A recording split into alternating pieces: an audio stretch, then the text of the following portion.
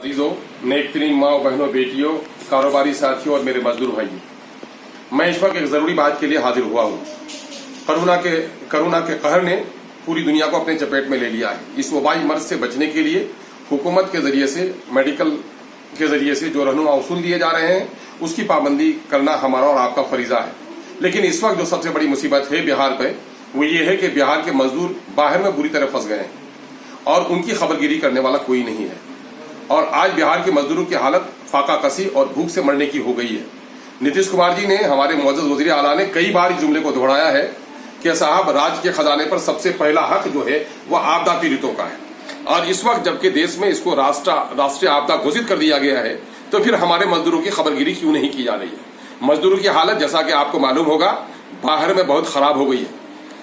10 by 10 के कमरे में 10, 15, 20 मजदूर फंसे पड़े हैं। मोहल्ले में वो नहीं निकल सकते, पुलिस डंडे मारती है। मोहल्ले का आदमी उसे बाहरी समझकर निकालने पर तुला हुआ है।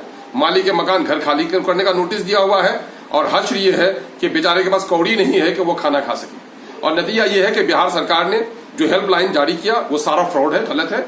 सरकारी ऐप काम नहीं कर रहा है। नाम मात्र के 1000 रुपया जो सरकार ने मदद की जारी किया है, उसको पाना मुहाल है। 5% लोग भी जटिल प्रक्रिया के तहत उसको हासिल नहीं कर पाएंगे। तो क्या अपने मजदूरों की इस हालत को देखकर हम चुप बैठेंगे? यही मजदूर हैं जिनके खून पसीने की कमाई की वजह से आज बिहार का बजट साइज बढ़ा है और बिहार में थोड़ी भी खुशहाली आई है। तो मैं दावे के साथ कहता हूं कि बिहार के बजट का 1/3 हिस्सा जो रिवेन्यू का है वो हमारे इन परदेसी मजदूरों का है। ये तो हमारे राज्य में रोजगार भी नहीं दे सके और बाहर में जो हमारे मजदूर फंसे हुए हैं, आज नीतीश कुमार जी की सरकार उनके साथ इंसाफ भी नहीं कर रही है। देश के अन्य राज्यों की तुलना में चूंकि सबसे ज्यादा मजदूर हमारे यहाँ है और सीमांचल में तो मजदूरों का हब है, सबसे ज्यादा मजदूर यहाँ है, तो हमारे मजदूरों की बहुत बुरी हालत है। ये हमसे देखी नहीं जा रही है। जो लोग मदद कर रहे हैं निजी तौर पर, जो पार्टी कर रही है, जो एनजीओ कर रहा है, उसको मुबारकबाद देते हैं। लेकिन इस वक्त कोई पार्टी हो, कोई एनजीओ हो, कोई एक शख्स उठकर दावा नहीं कर सकता कि सारे लोगों की मदद करेंगे।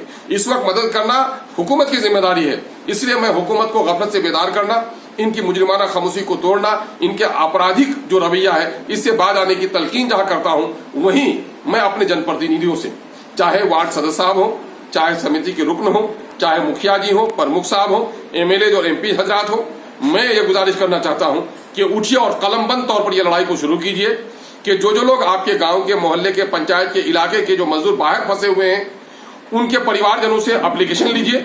आप चाहे डीएम के यहाँ, चाहे अनुमंडल में, चाहे बीडीओ सीओ के यहाँ, पंचायत सचिव के पास जमा करके उसकी प्राप्ति ले लीजिए। मैंने आसानी के लिए एक एप्लीकेशन जारी कर दिया है और इस एप्लीकेशन को अगर अच्छा लगे तो आप उसे अपने तौर पर लिख करके उस परिवार से दस्तखत करा करके और मजदूरों का विवरण दे करके आप ऑफिसों में जमा करें और उसकी प्राप्ति रसीद लें। मैं आपको दावा तो नहीं कर सकता, यकीन दिलाता हूं कि आपने अगर मजदूरों की सूचना दी और बिहार में इस वक्त भूख से मजदूर मरने भी लगे हैं और मजदूरों के लिए जो फूड है, जो खुराक है, इंसान को, हमें हिंदुस्तान में हमारा जो फंडामेंटल राइट है जीने का, और जीने का कोई अर्थ नहीं होता है खुराक के बगैर। जेल के कैदियों को भी खुराक है और आज हमारे मजदूरों को खुराक नहीं है। ये मजदूर, ये बीमारी तो बड़े लोगों ने लाई, ये बीमारी हवाई जहाज से आई है। फुटपाथ के लोग मारे जा रहे हैं। लाइफ को एंजॉय करना है, टाटा बिरला अंबानी को करना है, देश के दौलतमंदों को करना है। ये गरीब तो 2 वक्त की रोटी के लिए जी रहा है और 2 वक्त की रोटी के लाले पड़े हैं। हम इसको बर्दाश्त नहीं कर सकते हैं। इसलिए उठिए और सरकार को सूचना दीजिए और प्राप्ति की रसीद दीजिए। ये आवेदन है, मैं पढ़ के सुना रहा हूं। अगर मुनासिब हो तो आप अपने तौर पर लिखें, या इसको बेहतर समझते हो तो आप लिख करके ऑफिसों में दें और उसकी प्राप्ति रसीद जरूर लें। सेवा में माननीय मुख्यमंत्री महोदय, बिहार पटना, विषय प्रवासी मजदूरों की पीड़ा के संबंध में द्वारा DM/BDO/CO/पंचायत सचिव, जिसको आप एप्लीकेशन दें उसके नाम सामने में टिक लगा दें और उसके दफ्तर का, जिला, अनुमंडल, प्रखंड, पंचायत, जिस दफ्तर में दे रहे उसका दफ्तर का पता लिख दें। पंचायत दे रहे तो पंचायत का नाम लिख करके अंडर ब्रैकेट अपने जिला का नाम लिख दें। महाशय, हमारे परिवार के तरफ से दे रहे तो परिवार का लिखिए, या गांव की तरफ से देख रहे हैं तो गांव का, या पंचायत की तरफ से दे रहे तो पंचायत का। हमारे गांव पंचायत के जो मजदूर रोजगार के लिए देश के अन्य राज्यों में कार्यरत थे, कोरोना लॉकडाउन के कारण इनका रोजगार बंद हो गया है। अब वो प्रदेश में भूखमरी के शिकार हैं।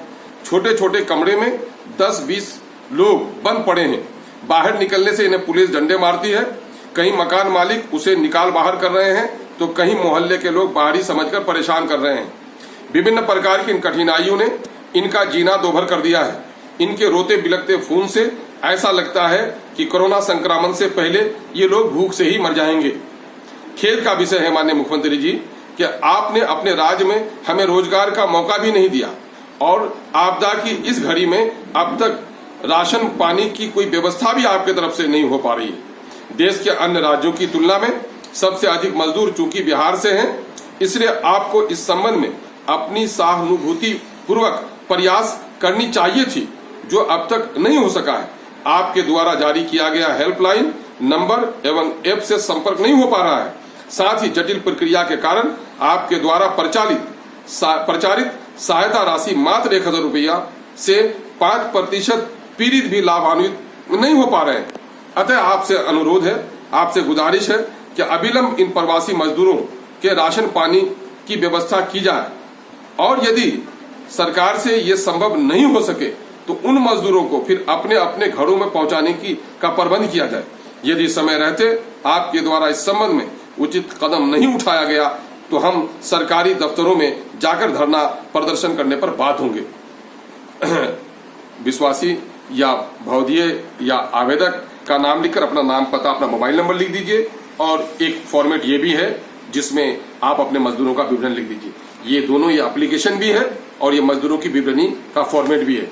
आप इसे वो कर सकते हैं, थोड़ी सी मेहनत कीजिए। मैं घर के लोगों को, परिवार के, मोहल्ले के लोगों को कहूंगा कि मेरे भाइयों, इन परदेसी नौजवानों का बड़ा कर्ज हम पर है। ये अगर बाहर नहीं निकलते तो सीमांचल में इंसान का गोश्त नोच लेता है। आज जो सुकून आप मुयसर कर रहे हैं इन परदेसी नौजवानों की कुर्बानी की वजह से कर रहे हैं, इसलिए इनकी मदद के लिए उठिए, एप्लीकेशन लिखिए। मैं MIM के अपने कारकुनों से भी, अपने जिम्मेदार पदाधिकारियों से भी गुजारिश करता हूं कि आप उठिए और अपनी जिम्मेदारी का निर्वहन कीजिए। मुकामी सतह पर जो लोग भूखे प्यासे हैं उनकी मदद करना हमारा फरीजा है, पड़ोसी का सबसे पहला हक है, वो भी हम काम करें। लेकिन ये लड़ाई लड़ना हमारे लिए बहुत जरूरी है, इसलिए कि प्रदेश में हमारे मजदूरों की हालत बहुत खराब है। जहां तक मुमकिन हो पा रहा है हम लोग थोड़ी बहुत ताल्लुकात की बुनियाद पर मदद कर पा रहे हैं, लेकिन जाहिर है एक बड़ा सिलसिला है, चाहते हुए भी हम उसकी मदद के लायक नहीं है। लेकिन हमारे जिम्मे जो फरीजा है हम उसे अदा करना चाहते हैं। यकीन जानो मेरे दोस्तों और बुजुर्गों, खुदा उसी की मदद करता है जो अपनी मदद आप करता है। ईश्वर उस शख्स की सहायता नहीं करता जो अपनी सहायता के लिए कदम नहीं बढ़ाता है।